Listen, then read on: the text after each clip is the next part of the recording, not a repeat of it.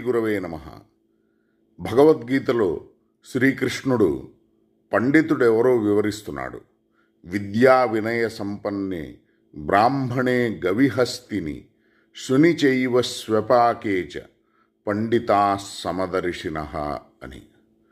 అట్లానే ఉద్ధవ గీతలో పండితో బంధమోక్షవిత్ అని చెప్తున్నాడు భగవంతుడు ఉద్ధవుడితో. దీని అర్థం పండితుడు అంటే సమదర్శనం కలిగిన వాడు అని, సమదర్శి అయిన వాడు అని.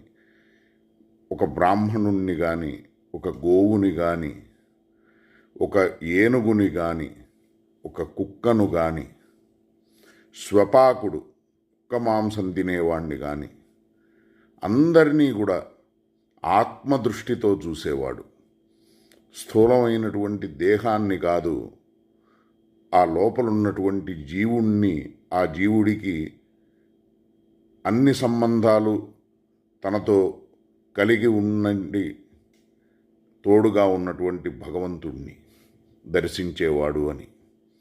మరి బంధమోక్షవిత్ అంటే బంధాన్ని ఎలా తొలగించుకోవాలో తెలిసినవాడు, ప్రకృతి బంధాన్ని ఎలా దాటాలో ఆ నేర్పు కలిగిన వాడు, భగవంతుణ్ణి ఉపాసించేవాడు, భగవద్ విముఖతను దూరం చేసుకున్నవాడు, అంటే సదా భగవంతుడికి అభిముఖుడై ఉన్నవాడు.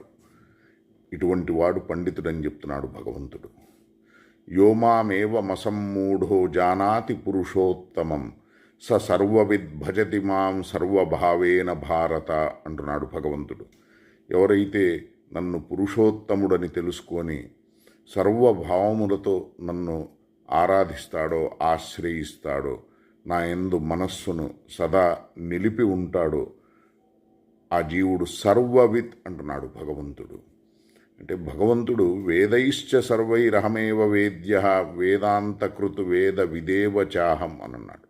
కాబట్టి వేదవిత్, వేదకృత్, వేద వేద్యుడు భగవంతుడు. ఆయన సర్వవిత్ అని ఎవరిని భావిస్తున్నాడనే విషయానికి వస్తే ఆయన్ను సదా స్మరించే వాళ్లను సర్వవిత్ అంటున్నాడు. అందుకే స్మర్తవ్య సతతం విష్ణు విస్మర్తవ్యో నజాతుచిత్ అని అన్నారు.